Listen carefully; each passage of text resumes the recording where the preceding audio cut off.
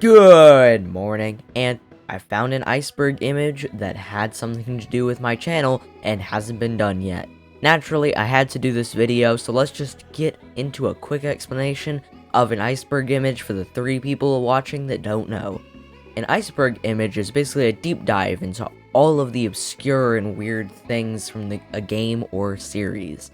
Also, I didn't make this, but Penguin King 42 on Reddit did, so go check that out, I guess. Also, when I have nothing to show for visuals, I'm just gonna show random Puyo Puyo Tetris or other random Puyo Puyo game footage that is completely unrelated. So with that short description of what this video is going to be, let's see how deep this iceberg goes. Well, that was a rhetorical question because I know it goes that deep.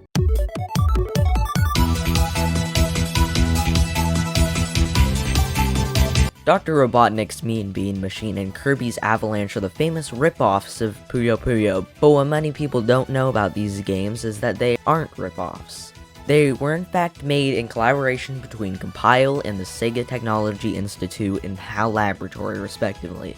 This is quite funny, however, because I have heard time and time again that Sega ripped off Puyo Puyo, and not a soul has heard about Kirby's Avalanche. Okay, that second one might be true. This is a pretty basic factoid about the series, which is probably why it's near the top, but you can get a higher chain in something like Tiny Puyo and Puyo Puyo Tetris. Well, I don't have much to say about this entry, so on to the next one. Strange Clug, known as Ayashi Clug in Japan, and changed to Possessed Clug in the localization of Puyo Puyo Champions, is a character that is a demon that basically took over the Clug from a book named The Record of Sealing in Puyo Puyo Fever 2. They were eventually able to seal away the demon in Clug's book, but the remains of that demon eventually became Sig. So Strange Clug was the reason I have 10 different images of Sig in my camera roll, huh? I don't really know 100% what this is referring to, but I think I might. So in almost all of Accord and Limrez's sprites, they both have their eyes closed, but I don't know if this is referring to a bigger correlation between the two, so on to the next one. And the Dark Prince is just straight up named Satan in Japan. That's about all there is to this one. In a game called Mado Monogatari 2, which is a Japan-exclusive precursor to Puyo Puyo that also happens to be a dungeon crawler, Arl, you know, our friendly neighborhood protagonist with a pet, whatever that is, that really likes to scream goo goo every few seconds, yeah, that wholesome character ruthlessly murders Shezo via decapitation. This only happens in the PC 9801 version, but that doesn't mean anything to me, however, because who knows what a PC 901 is. So that's a fun thing to happen as a prologue to this fun and not always cheery puzzle game. Side note, Arnold was 5 years old and in kindergarten in this game, so there's that. I think this is referring to the fact that the crew on Starship Tetra has to go and meet X, the guardian of time and space, to send the Puyo Puyo people back to their own world. It also may be referring to the fact that X is the canonical father of S, the navigator of Starship Tetra. I think that this is talking about how he has those giant bear paws for hands and feet, and that his name roughly translates to squirrel bear. Two-rule / mode is the main mode usually known as standard mode at this point in the series. I guess this is listed on the iceberg because no one really knows it as 2 mode, but I guess that this is just the tip of the iceberg. Since Puyo Puyo 20th, the roster has been limited to 24 characters. I saw some theories saying it's because of Puyo sounding like 24 in Japanese, but I don't really know if that's true. From my slight bit of Japanese I actually know. 24 is Itsuyon, which I guess it does end with Uyo, almost, but I don't know. This listing on the Iceberg is in need of an apostrophe, but besides that, this game was missing some notable characters such as Ecolo, Plug, Lemrez, and that's it. There aren't very many major characters left out of the roster. Is this the Smash fan coming out in the Puyo Puyo community?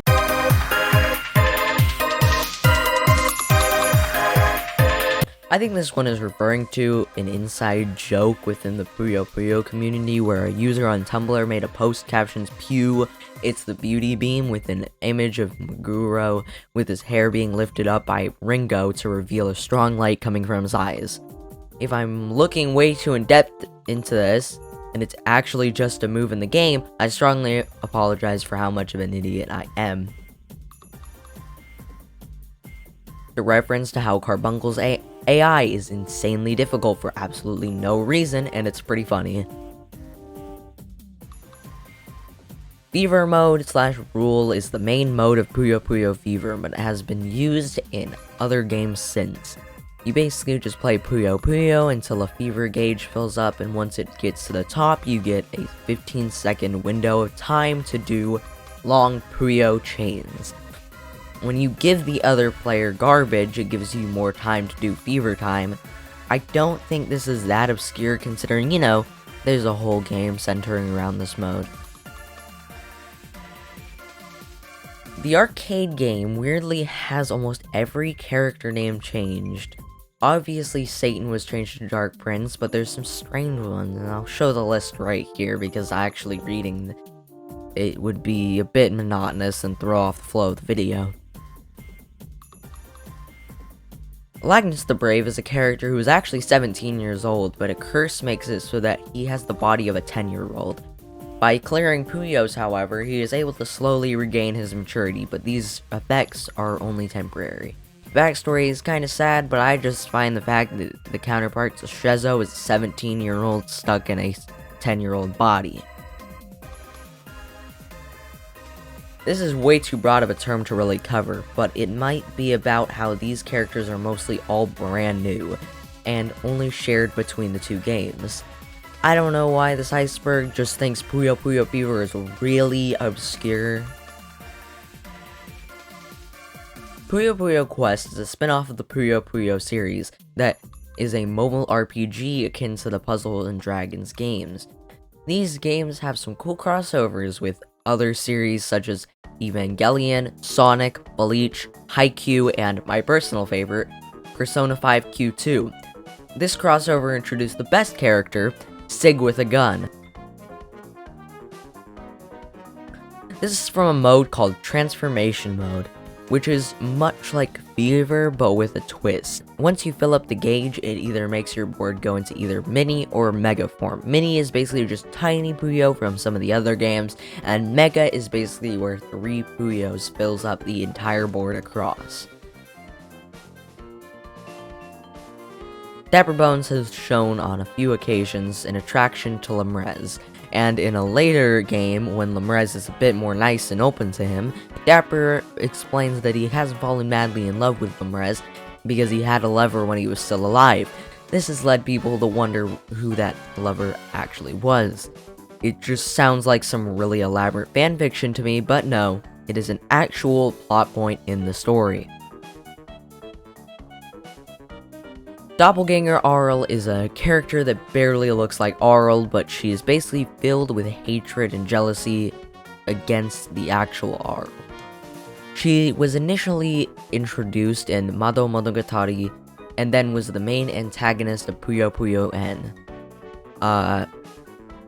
That's about all there is to this character, but with that said, let's keep descending down the iceberg.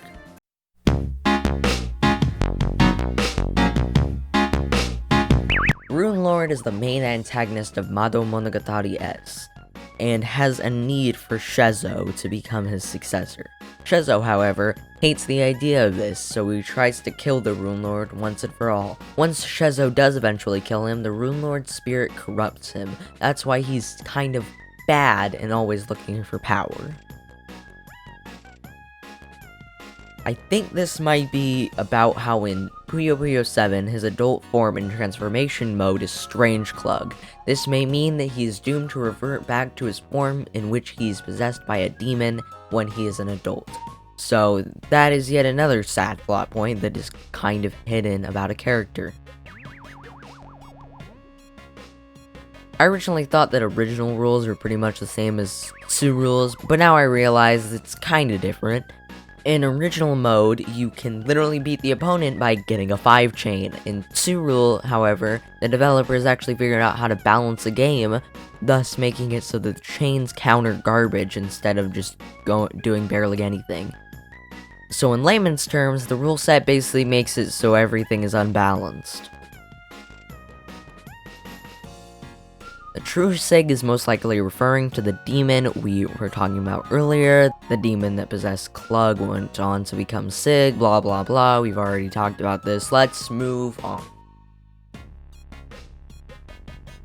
There are an abundance of characters that appear in Compile's prior series, Mado Monogatari, and that aren't in any of the Puyo Puyo games. Despite that, there still are a pretty good amount that did in fact carry over. Croc is an English adaptation of Puyo Puyo made for home computers, officially licensed by Compile themselves. Unlike Mean Bean Machine and Kirby's Avalanche, however, there is a lack of previously established licensed characters. This game also has its own characters completely separated from the Puyo Puyo canon. This is a phrase said by the Puyo Puyo characters as they depart from the Tetris world in the end of Puyo Puyo Tetris. It's also a song to go along with it, that is a song that hits you right in the feels, and by that I mean as much as a Puyo Puyo song can do so. I really don't know why this is so far down the iceberg, but maybe there's something I've missed. Cranky Food Friends was a direct reskin of Puyo Puyo Quest developed by Sega. It was soft launched in Canada and some European countries, and eventually got deleted off the face of the earth once it flopped. It eventually went out like Mario by being removed from existence at the end of March 31st. Puyo Puyo 15th Anniversary went a little wacky with the story, but it's never been officially announced to be canon, so it's quite the mystery in the community if this is really a thing that happened. There's a 50% chance the 15th anniversary of Puyo Puyo never existed, and that scares me.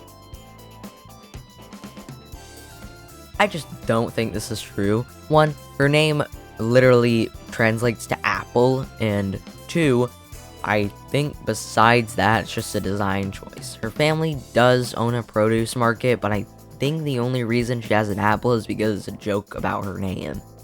Anyway, let's yet again descend down the iceberg.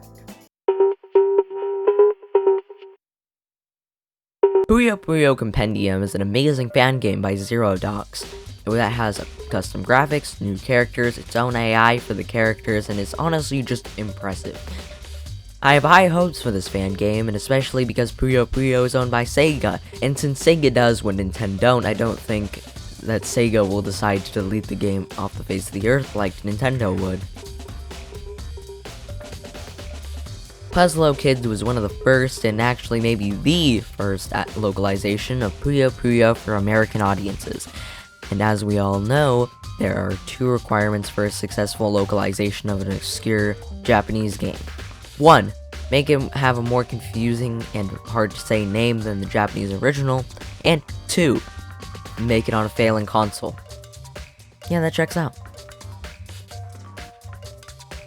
I think that's what the image on this layer of the iceberg is depicting, but all I could find out is in my research was a WebMD article stating a carbuncle is a disgusting skin condition. Sun Rule is a rule set introduced in, you guessed it, Puyo Puyo Sun, everyone's second favorite N64 game, only beaten out by Pilotwings 64. Sun Rule is basically just Tsu Rule, but when you clear all of your garbage in the queue to drop down, it will add some Sun Puyo to your screen.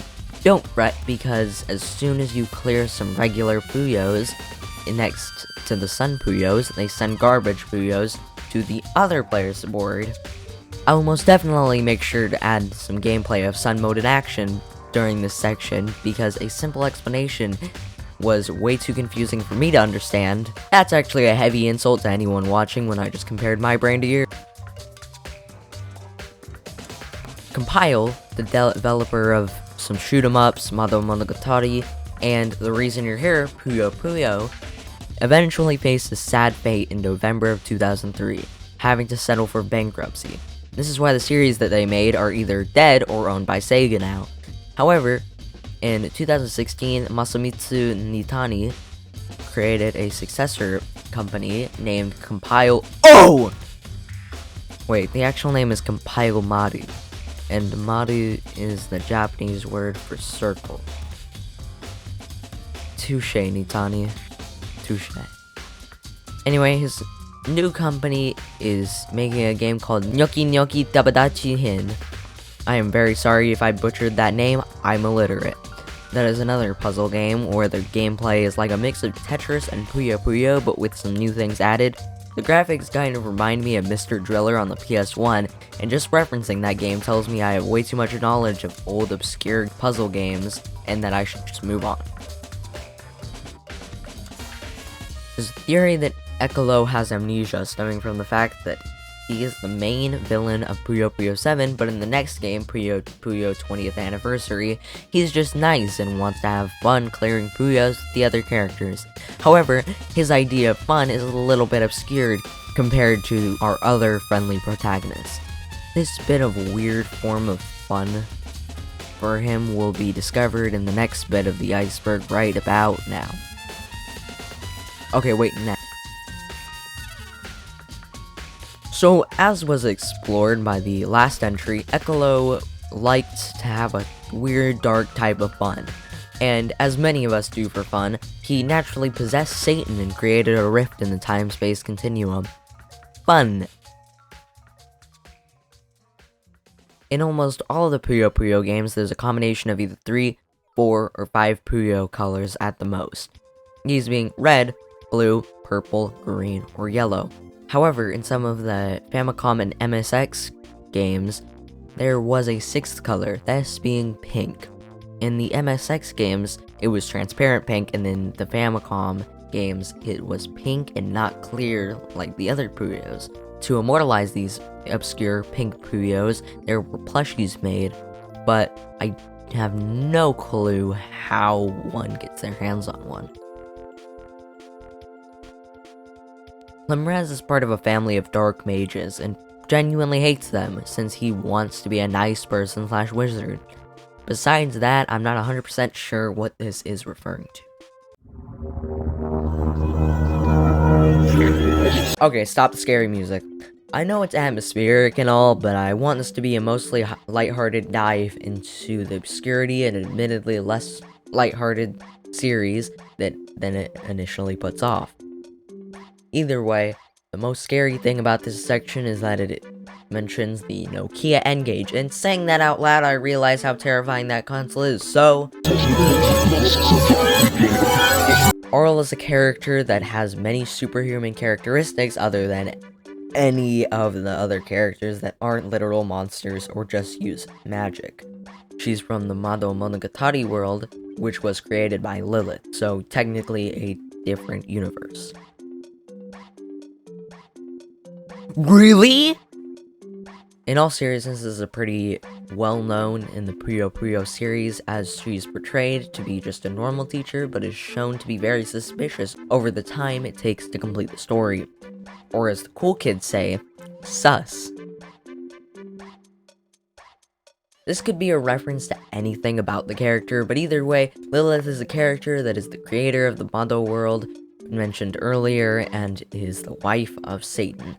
Every time I casually mention Satan is really funny to me, especially considering he's not a bad guy in this series. All of these characters in the N-Gage game are not named, and almost all are recolored except for Shazo and Rulu. There are too many differences for me to go over, so of course I won't do it. Carbuncle is slightly orange instead of his normal bright yellow color scheme, but this may just be chalked out to the technology of the N-Gage. Arl has teal hair instead of her usual brown hair that could be actually found in an actual human. Draco Centaurus has blue hair instead of green, which is weird that this game made many things that weren't originally green. Sukatadara's fish body is now completely green and has significantly more muscle than usual, but that may have just been his design for the time. Sukiya Padadaz's red pajama clothes things are now yellow for whatever reason, and his hair changed from yellow to green. Why does this game like green hair so much? Harpy's vibrant pink hair was changed to, you guessed it, green hair, but there's also another one with brown hair, so she's redeemed. Her gown is also white instead of pink, but I'm fine with this change because some of her sprites show her with a pink gown and some don't. So Soriman's red body clothes hybrid got changed to pink, and his skin tone got considerably darker, but again, that may just be the hardware. Pinodi's red hat became purple. Well, that change is even more pointless than the others. Zombie's dark brownish orange skin color got changed to yellow, which I'm actually fine with. Witch's hair was changed to red instead of the regular yellow, but at least it's not green. Zodaimo had his tassels, I guess I'll call them, changed to blue and green instead of green and yellow. Satan was changed from green hair to purple hair, and yes, the only time they started with green hair, they switched it to something else. That was a lot, and hopefully not monotonous. I don't really have a transition to the next one, except I hope this section doesn't require that much from me. Candy Crisis is yet another Puyo Puyo clone that was released for iOS devices, and I think also had a Windows and Mac release as well. Well, I didn't want this section to be that short. Phantom God is the final boss of Mado Monogatari, and hasn't appeared in any Puyo Puyo games, but either way, it's most likely that Phantom God kills Shezo in the finale of the game. I'm not able to confirm this, however, because there's a whole lot of footage of the game, so take all of this with a pinch of salt. So this is a really obscure Puyo Puyo game based off of the Mobile Suit Gundam series, and was only released in Japan for the Game Boy Advance. The gameplay is exactly like Tsurule, but with 5 Puyo colors, and the only really interesting thing about this game is the Gundam anime skin. If by any chance you don't know what a Gundam anime is, it's basically an anime about people fighting in giant robot suits, i.e. Neon Genesis Evangelion. All of the characters have brand new sprites that represent the characters from the anime, and all the Puyos look like a mecha carbuncle ripoff. They're probably just something from the anime, but my research of this video won't go as far as to watch a full Gundam anime. So X was the previous Tetris king, and now it's T. So this is most likely something about the previously mentioned weird, shoddy family history of Lemrez. Now that I think about it, Lemrez and X look alike and are kind of similar, so maybe they're related, but his actual biological daughter is S, and that kind of disproves my theory. The previously mentioned Phantom God from the game Mado Monogatari Chaotic Final Exam is eventually defeated in the finale by none other than Arl. That means that by all technicality, Arl has killed God. Wait, she was 16 at the time of this game. That means Arl killed God before she could legally drink. Thank you so much for watching all of this, because this was a very hard video to make because it took a lot of research and a lot of time, like 6 hours worth of research, and that's not even counting editing time. Again, thanks for watching. Leave a like or don't. Dislike it if you think this video is bad. I usually end my videos with a cool joke and then a funny image, but honestly, I just want to play Sonic Spinball.